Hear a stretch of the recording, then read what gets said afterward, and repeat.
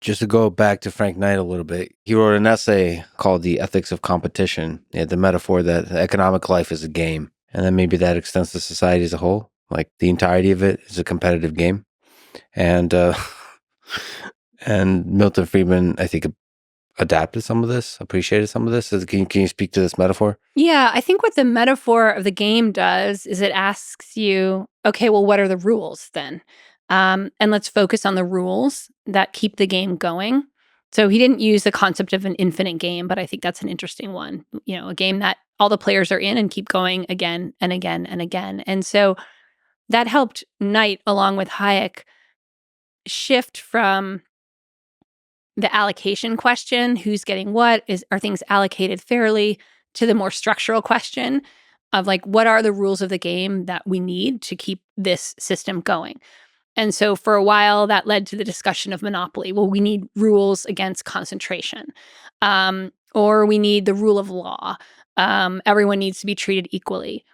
People need to know what they're up against. And then going back to monetarism, the core of monetarism is a rule. Friedman called it a monetary growth rule. And so again, what keeps the economic game going is a rule about how much the money grows that everybody knows. Nobody's guessing.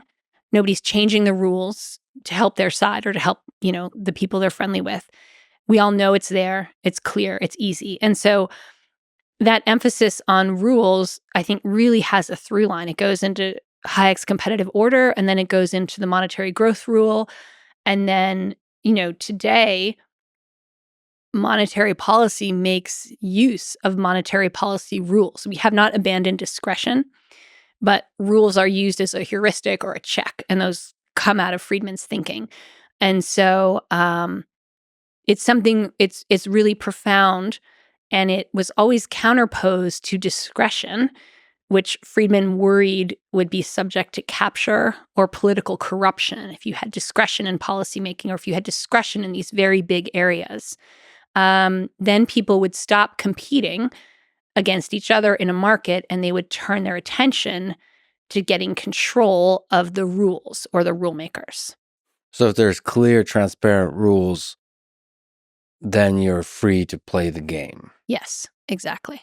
But then depending on the rules, the game can turn out, the equilibrium that it arrives at might be different, right? Mm-hmm. So that's speaks to the mechanism design, the design of the rules. Yeah, and that was, again, to go back to the idea separating new liberalism or neoliberalism from classical liberalism, was more of a focus on what are the rules that are needed, what is the competitive order that we want to set out, how do we design in social safeguards, how do we think about it? And so that shift towards monetary policy and focusing on stable monetary growth, that becomes really important in the post-70s era as one of the basic rules of how a capitalist economy should function. And it becomes really important because they see the example of, say, countries, most notably in Latin America, where monetary rules weren't followed and different governments played politics with their currencies. And that created just huge upheaval and huge social loss, economic loss, just economic disaster.